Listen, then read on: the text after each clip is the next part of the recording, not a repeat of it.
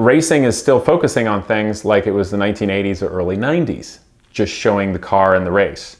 The golf world, for as traditional and kind of stuck in the past as it is, has figured out the modern world more than racing. The racing world hasn't cultivated new figures, new public figures that the world and the young people and the consumers out there connect with.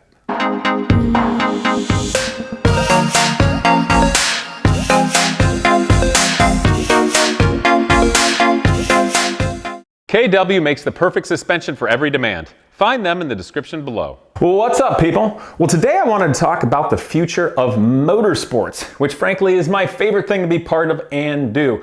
Obviously, this is a car channel. We all love cars, and I think a lot of us aspire to go racing, and it's a lot of fun. But throughout my own lifetime, grew up as a kid in the 80s, 90s, and the advent of the internet happened then, which really changed the world and how we communicate. And by the 2000s, social media really started to come into its own in prominence and became a place where it reigns supreme. Even today, people are dropping cable TV. They just don't have TV. And what's so fascinating about motorsports and things that I've been critical of in the past is the motorsports and racing world. In my opinion, in many ways, the leadership there still seems to think it's the 1980s and early 90s. Now, that's not a slam. That's just because that's when racing was at its height. And I would really say that was at a time in the early 90s when ESPN would show every kind of amazing racing in America, from hydroplanes to swamp buggies to IMSA. It was great. It was an awesome golden age time, and IndyCar was truly at its height in the early 90s, even before that split. So instead of just being critical without offering really any sort of future or where to go, today I wanted to talk about it. We're going to look at motorsports. We're going to relate it to a couple of other sports and pastimes and things that I love from the past that I have some experience with, so that we can maybe see this and then come to the future. Now, also as a note, I'd like to point out and this is really comes to the interesting point and why I've come to see this and learn it from a different vantage point from the normal racing world. Even my own YouTube channel right here, right now, if you consider the racing world, and specifically I've really loved vintage racing and being part of it around the country, even in the racing world, the whole racing world, forget about just vintage racing, the whole racing world in America, my own YouTube channel, if I speak about racing, becomes one of the most prominent, if not the most prominent form of media covering racing and motorsports. And that's a very unusual position to be in, frankly, for me and all of us, and tells me that the racing world hasn't adapted yet or isn't with the time. That, of course, is not to say that I'm some magic thing ahead of the wave. It's just that the world is changing so much that I don't think racing gets it yet. So let's do a deep dive and look at this. Now, beyond racing and motor racing, which is just so much fun, obviously we all love cars, we love gearheads, we love going fast, and we love competing. I actually grew up in the golf world, not really by choice, but by birth. Yeah, I was bequeathed the opportunity to be a grass farmer where people like to drink beers and hit things with a stick while driving a motor vehicle. Actually, tongue-in-cheek way of saying that the family business growing up was a small kind of meh public golf course in a little town in the Midwest. So I got a huge feel for everything business and economics that way. All of the different kinds of people and demographics of people that would come and play the sport. They'd invest their day and their money in equipment and time, and they'd bring people out, they'd have fun, they'd entertain customers and clients and sport, and we had banquet facilities. And of course, the family being my family and me as a kid, was in charge. Of course, we have to maintain all of the equipment, which requires all the tractors and golf carts and run the events and everything. Now, interestingly enough, that sport and that world, golf, I grew up in before the internet, 80s and 90s, which was also kind of at an interesting height, just like motor racing at that time. But times changed for golf as well. You got social media that came out. People were starting to get rid of TV. So the way that everybody watched sports on TV, by this time now, everybody's getting rid of their cable. And because you're getting rid of their cable, i.e. me, I don't even watch sports on TV anymore because it's just the internet and like Netflix or Amazon or Disney or something like that. That's what we've got, and our phones. So unless sports adapts for you to see it, it becomes much more difficult. That's one thing. Also, you have generational divides. Older generations that were in the past, also potentially the generations that are running different sports, maybe are ones that have not quickly as adapted to the nature of social media and connection and how big that actually is now. So that's something else that comes into play. You know, in the golf world, there were other things that came into play. I mean, the 2008 housing market collapse really affected real estate, and most especially affected how banks loan money toward real estate, homes, etc. And that really trashed the golf industry. I mean, 2008 was an absolute nightmare for my family in every way you could imagine. Because we were no way like magic private equity people. Were it was bad. It was bad for everybody. So there was a massive decline in golf. There really was. And it's kind of a shame, because if I go back to the golf course that our family put so much love into trying to keep up and do the best we can, it's in disrepair, and it's kind of sad, honestly, compared to then. And that's a showing of the times. Now, the truth is, golf is still hugely popular, and even though I don't really play it ever, I've got a set of hickory shafted clubs that I play just because I'm an eccentric kook. Those are like golf clubs like the 1920s. I think it's fun. I don't watch it, but even in my social media feed, once in a while I'll have random trick shot golfers come up, or long drives, or like the most beautiful woman in golf. Like, okay, whatever. But what's interesting about that, even though I really have no commercial interest in the sport whatsoever, I still see it. But I see it through social medias and the influencers through social media. So in the world that I'm in now, golf is still relevant through social media and the influencers. And that is an integral key part of the health of that sport going farther forward, in my opinion.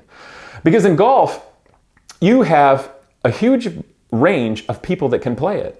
Even in racing, you have a big range of people that can play it. There's still an entry-level price point that makes it difficult. Golf is a little easier at the entry level. But let's talk about two other sports I'm going to bring into the mix, which are the two eccentric sports that I like. Polo, specifically horse polo. Weird, I know, but it's amazing. And fencing. Now, fencing is eccentric and kooky as all get out. It's not commercialized in any way, and it's almost impossible to even see on the Olympics when you play it. So it's something from the past that I think is fancy and interesting and cool sport. And what guy doesn't like to fight with swords? But let's not go into the psychology of it. Sometimes a cigar is just a cigar. But in polo is much like in certain ways like golf as well as racing, because at the top, or to get to a level of prominence in polo, golf, or racing, it's expensive. In racing, you have tracks, you have cars, you have teams, etc. All those things are expensive. In golf, you have golf courses. Those things are expensive to maintain. And it's a simple sport to play. You can play it easier. You just need your fancy sticks and some balls, okay? Depending on what level you come in. Now, horse polo is also like that too. At high levels in international, whether you're going to Argentina or the East Coast or West Palm Beach or England, you've got loads of $1 million horses and a patron, which is effectively the wealthy guy that funds that likes to play as the sportsman. And then they have hired guns, oftentimes from Argentina or whatever, that are incredible equestrian athletes to play. And that's how it is. But polo at a lower level, let's say if you're playing in the Midwest, like Cincinnati or Columbus, like where I played, you know, the horses, they're lovely animals. I love them to death. They're like big dogs to cuddle, but you get to play a game with them. How much fun is that? But what's neat is at the lower level of polo, you can take a thoroughbred horse that's a couple of years old that raced, and now they're not race horses. And you can retrain them to play a ball sport with you. And it's a lot of fun. And you kind of have a fluffy friend for the next 25 or 30 years. And the expenses are way down at doing that level, because really at that point, it's caretaking the animal with you that you train and love and you get on with, and you have a club, and you go to a field and you got sticks and you hit a ball. Yes. And at the end of the day, that's like what polo is at the beginning. So there's loads of people across America, whether they be farmers or people that live in the countryside, that maybe have a little bit of land like the olden days. And if you understand animals and a bit of an athlete, you too could play polo. But there's a huge difference between that and the high-end level world. Now, let's go into a few things. Polo and fencing are not mainstream at all. People don't get it, people don't care. And if you say polo and people know what you're even talking about in America, they either think of the movie Pretty Woman with the divot stomping thing way back when, or they just think it's all nothing but the hoi polloi and The Great Gatsby, which still kind of vibes that way, but it's not. And there's actually ability to entry. By the way, if anybody's ever actually interested in playing horse polo, go down to Columbus, Ohio. There's a cool club and there's ways to get in on the cheap, and it's a fabulous, wonderful sport. It's beautiful and it's fun to be part of for the whole family. Just throwing that out there. Fencing is obscure and cool. You guys have seen Doug McLaren. He's helped out on some of my builds in the past. He's a fencing instructor up in Michigan, and it's a lot of fun. But let's go into racing, because that's the meat and potatoes, and golf. Golf is also a place where you can start more modestly. You could literally buy used clubs or get them in an antique store or something like that from the past and find yourself a driving range or a public place and go play it. But if you look what's happening in the golf industry, Topgolf is coming into play big time, because that's a place you can go for one evening or afternoon with your friends, with food and drinks. You don't have to walk miles. You don't have to rent a motor vehicle to go. You stand there and you can play an multitude of interesting games where the golf ball just comes to you and you hit it, and it's a lot of fun. You can do it at night. You can even do it if it's raining or in the winter. And the difficulty is traditional golf can't compete with that. So Topgolf is something that I think is good for the sport of golf, but it also detracts from the traditional sport of golf, because it's a lot easier and more fun because you can have more people do that. So that's something that is, I am certain, and I've been out of the golf world for a long time, a difficulty for all the traditional people that are in the golf world with their golf courses and country clubs, and they're in the PGA or they're traditional golfers. They're not going to like that, but it matters for the time. You also get the social media influencers for traditional golf that I think are massively important for keeping the interest there and getting young people, old people, anybody out to go play golf. Without Topgolf and without influencers, the sport would surely die, because the average populace doesn't have as much time to dedicate for a whole day traveling somewhere to go play golf. And they're not seeing it as much because television, like in the 80s and early 90s, is not mainstream. You don't really have the idols you did way back when.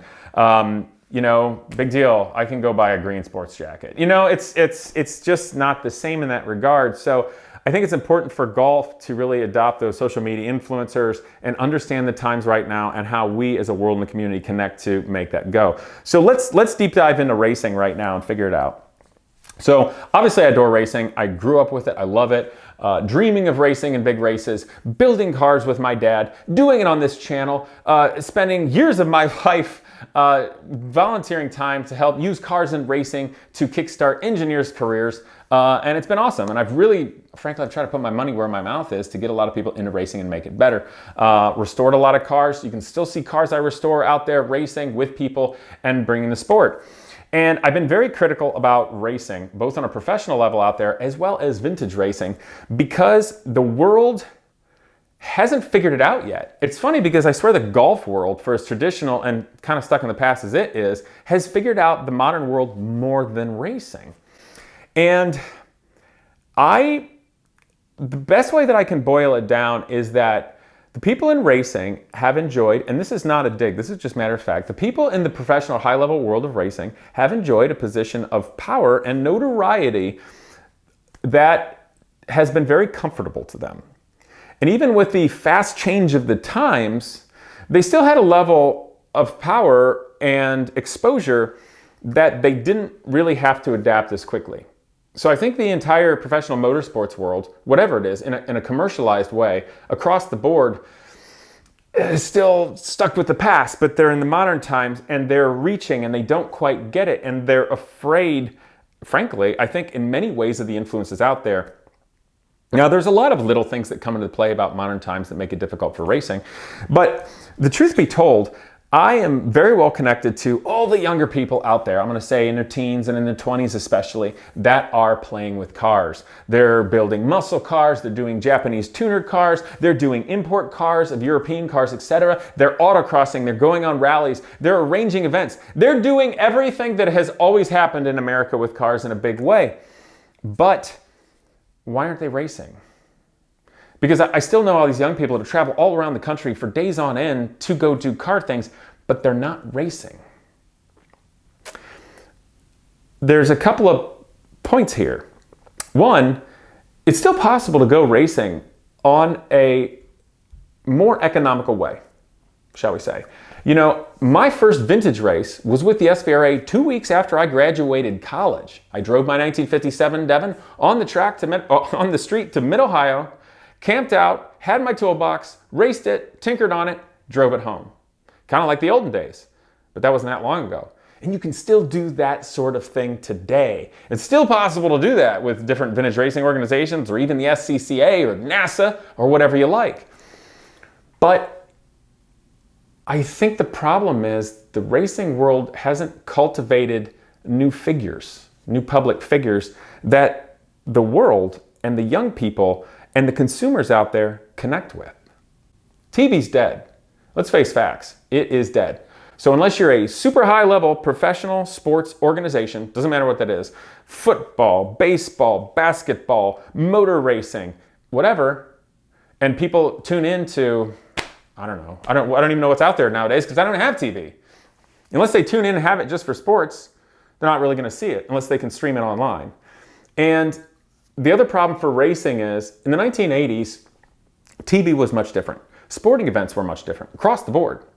So if you had an athlete, golf or basketball or racing, and they were on TV, you're like, wow, that person's amazing. But you don't know them at all. They could be a really crappy, horrible person. Like the kind of person that would drive around a taxi cab and heat up a quarter with a blowtorch and pliers and throw it to a bum just to be sadistic. Actually, that's a story I heard from long ago. But don't ever ask me who told me or what it was. Horrible things. But the fact is, people like that could still be heroes to the populace because they were on TV. And announcers talked highly of them while they were doing their sporting activity. But that's not the way it is anymore. We live in a politically correct world. We live in a world where everybody can see everything. People are taking selfies with the pizza they just got. Yes, everybody look at my food I just got. Ooh, I got Starbucks, hooray. Durr. Like, it's ridiculous. But that is literally the world we live in. And it's not fair to say it's ridiculous because that's people. And those are people's lives. And people are interested in people's lives. If you ever sat, just considered TV on a philosophical level while flipping through the dial, go through the dial, 99.9%, and I'm possibly exaggerating that a little, of everything you see on TV are just people talking and interacting their lives. You're not looking at inanimate objects. Sometimes you might get to see animals, but it's just people doing stuff. Because at the end of the day, that's what's most interesting to everybody. So if golf, polo, basketball, and most especially motor racing, doesn't matter what it is, commercialized motor racing, if all they do are show you things, cars, a track, a car going around the track, and people can't relate to any people there, it's not interesting. Did you hear what I'm saying? Entirety of the motor racing world? That's not interesting enough. It's people that the world are more interested in. And if they're interested in those people, then they'll be interested in what those people are doing and possibly relate to that and follow them. We live in a new time. If you look back here on my wall, see the play buttons from YouTube? When young people in their 20s or teens or kids of neighbors or something come over, I can show them a Viper, Dodge Viper in the garage and they're like, ooh, if they like cars. But young people lose their minds about a YouTube play button because that shows you're connected to the world. But racing is still focusing on things like it was the 1980s or early 90s, just showing the car and the race.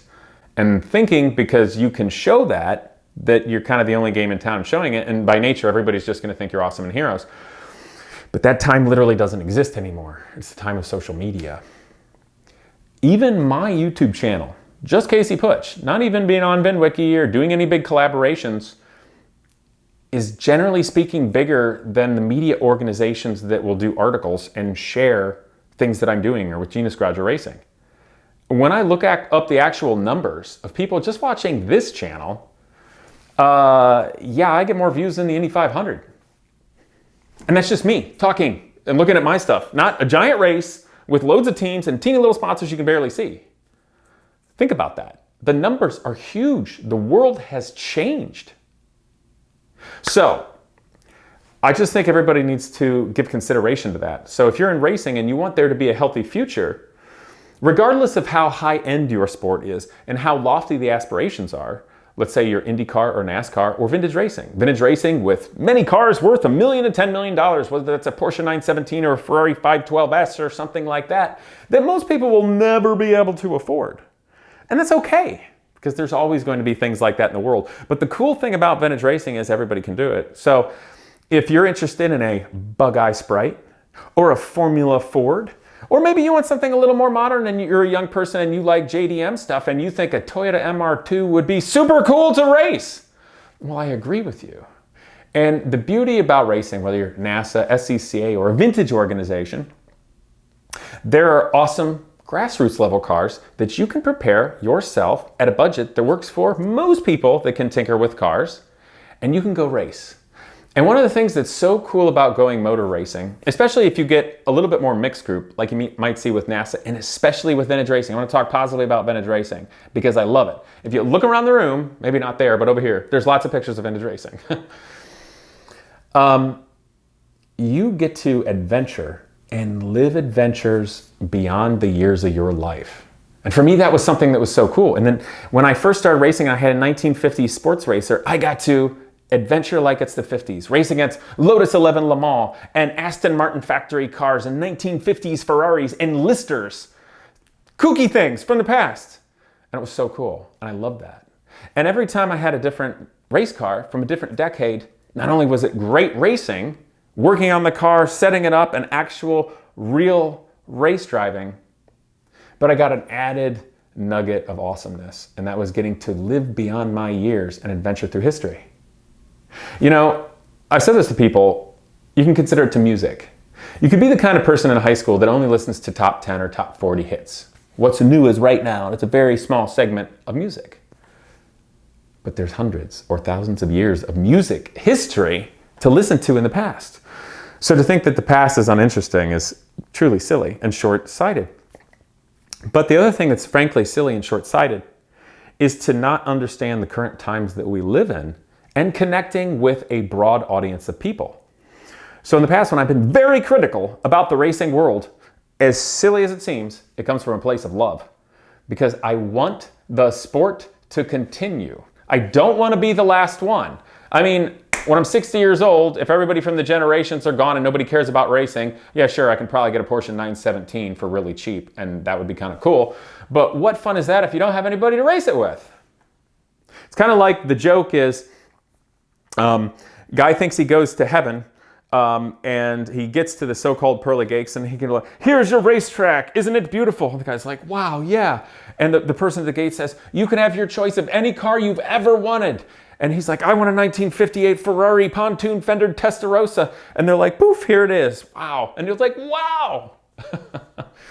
And he goes, okay, great. I need fuel. And they go, oh, there's no gas here. He's like, I thought this was heaven. No, that's the hell of it. Maybe I didn't tell that joke as well as some friends of mine do, but it's kind of like that.